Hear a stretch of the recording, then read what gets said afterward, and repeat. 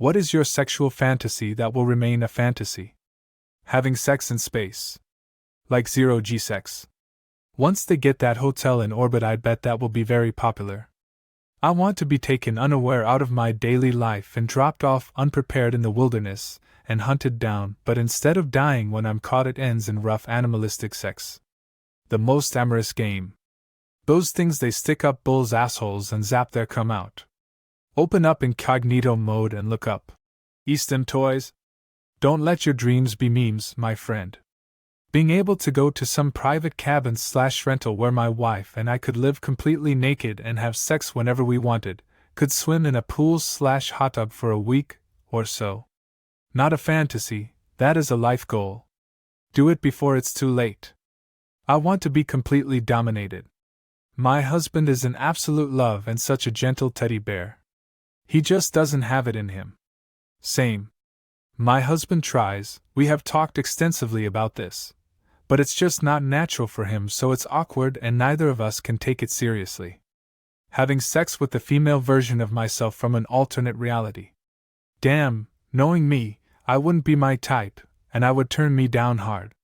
We both have standards that we know neither of us meet. I wish my wife were as comfortable with sex as I am. If she could just see how beautiful and sexy she is, the same way I see her, I think it would help some. Love that woman to death, but she's her own worst critic sometimes. I feel the same way about my girlfriend. It breaks my heart when she tries to cover her tummy or breasts. It's a different kind of hurt when you notice that the person that you love isn't truly comfortable with their body. Private island. Sex on the beach.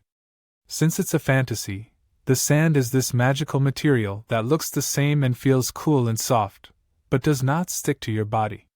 Not a grain of sand in any crevices to stick to any of your parts. It doesn't matter if you're wet from the ocean, sweaty, etc. No sand anywhere. Just the sun, crashing ocean waves, and my magic sand.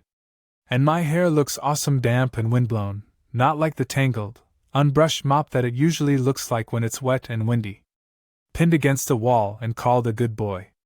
I'm 6 feet 2 inches. Ha ha ha, you will find the right person, I promise. Partner of 6 feet 0 inches, good boy speaking. Being tied up by a woman and used as a sex toy. Last time I let a woman attempt to tie me up, she tickled me. Killed the mood instantly, and I ended up hurting myself and breaking part of the bed. Threesome with Toda, Jan, and Lily from AT&T. You had my interest, but now you have my attention. My roommate had a threesome with twins. The problem, of course, is there aren't any siblings out there willing to have sex together that aren't absolutely fucking weirdos. But you're saying they are still out there. In my experience, sex with weirdos is fantastic. Relationships with weirdos are a nightmare. The second half of that is so hard to remember because the first half of that is true. Honestly. Just an intimate session where you can feel that they love you for who you are. You feel warm and fuzzy, and all the stress just drips away. You feel happy and content. It's just you and them. Best part is, I totally misunderstood the prompt when writing. I mean, just because you can't get a girl doesn't mean you do it. There's jobs to help. My wife being comfortable enough with her body to let me fully undress her during foreplay and sexual acts. She's given birth to 5 kids, and no matter how much I tell her how beautiful she is, she won't let me. Couples therapy could help you both in a big way here. Sometimes you really don't know there's a bigger problem until getting help from a professional. I break into Tiffany's at midnight. Do I go for the vault? No, I go for the chandelier. It's priceless. As I'm taking it down, a woman catches me. She tells me to stop. It's her father's business. She's Tiffany. I say no. We make love all night. In the morning, the cops come and I escape in one of their uniforms. I tell her to meet me in Mexico, but I go to Canada. I don't trust her. Besides, I like the cold.